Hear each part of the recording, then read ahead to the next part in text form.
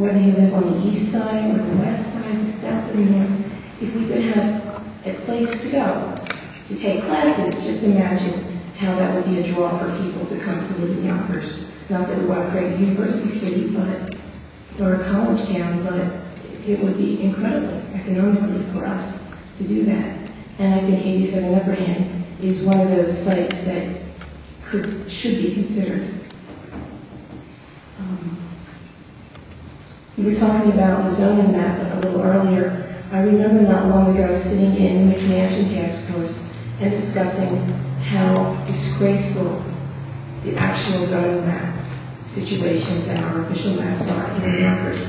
And I don't know what has happened to our McMansion Task Force recommendations. They seem to have just disappeared, and we worked so hard on that team.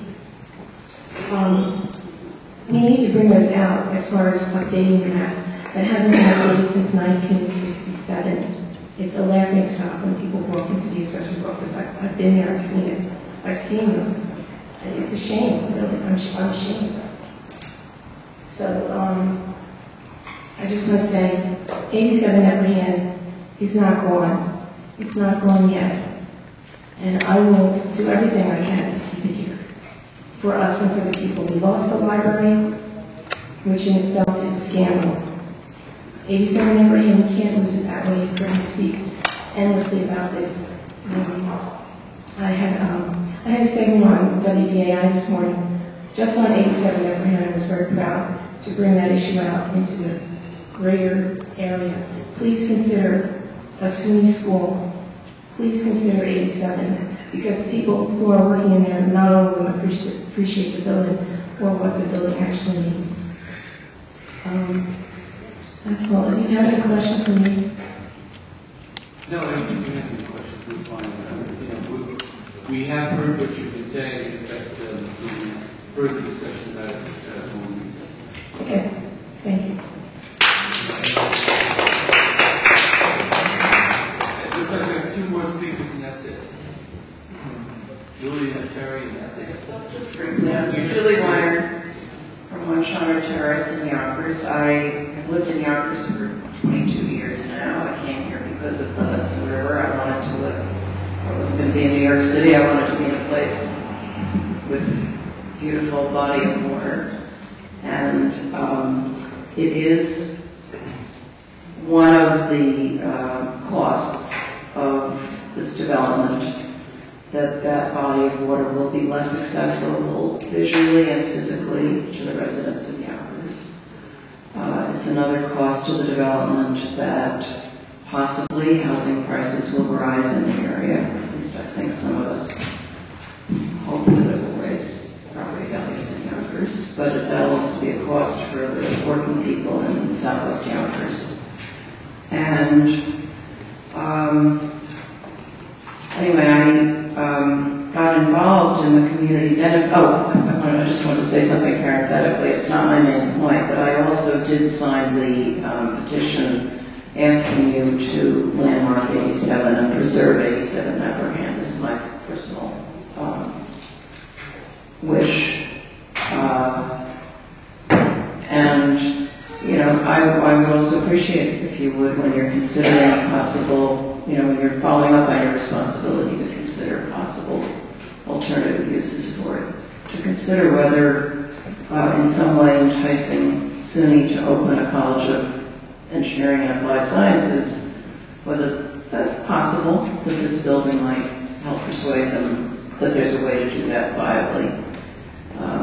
We might not be at that point yet. It's first they have to decide they want to do it, and we have to make an inevitability that it happen.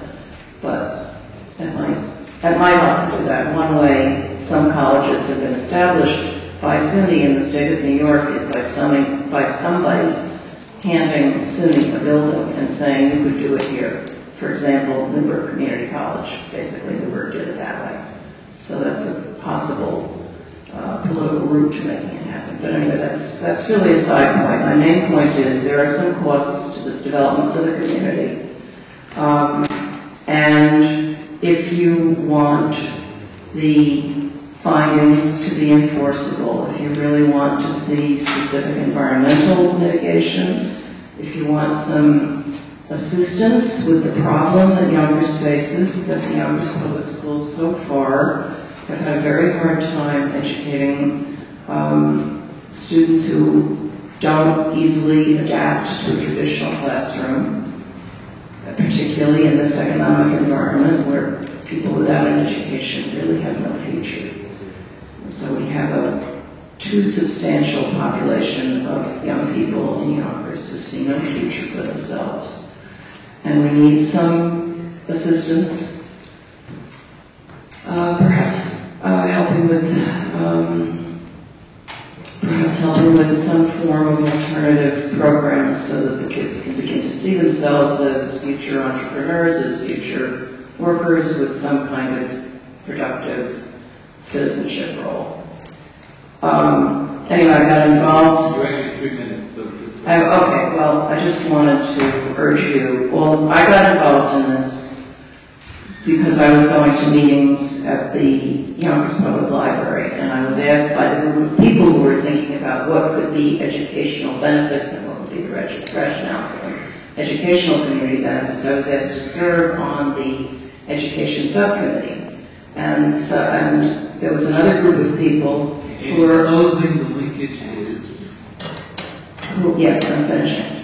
There was another group of people who were asked to get involved in this by then Democratic Party Majority Leader Patricia McDowell, leading us to believe that we would likely have at least the support on the City Council of the then Democratic Majority. And I'm asking all of you on the City Council to include in the findings a demand that SFC negotiate a good faith community benefits agreement that will be enforceable in court.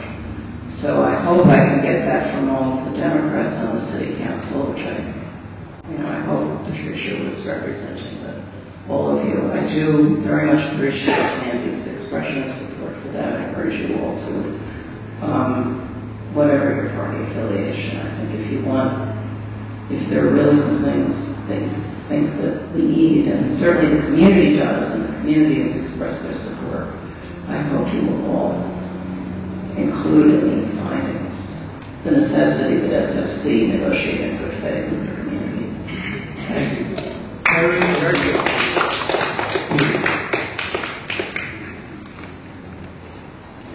So bad even attempting to talk to anyone. What I'm going to say is... Okay, next. Right, exactly. I'll take my 1 minute. I just want to say for the Community Policy Task Force that when you read off the list of things you're considering, you did receive a letter from all of the task force. Everyone has that. I hope it's on the list of things you're talking about green building standards. So just was afraid that was being left off the list. I do have a question. I would like to know if the switch from TIP to PIP or pilots does in fact require a supplemental EIS. It was part of the initial draft and final environmental impact statement, and my paltry reading of secret law says that actually, even if it's going over the LDA, might need, obviously Kevin knows the answer to that part better than I. And I just want to go back, I'm sorry, I have to bring this up about the scale of the development. It's very interesting. I had a great time on Saturday with a class from Pace Law School. I was asked to talk to their environmental justice class, and I gave them a lecture and a little tour. And these wonderful 22-year-old law students, stood on Chicken Island with me and looked around, and I pointed out the perimeter of the mall and the height of the mall and where the Riverwalk would be, et cetera.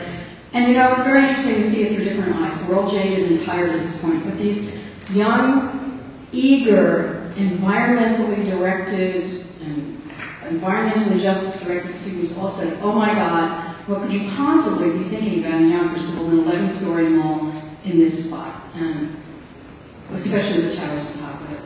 And that's just a new and different perspective from really, I hope, what I hope are the future planning board and zoning board members of the world in any cases. So I just leave you with that thought.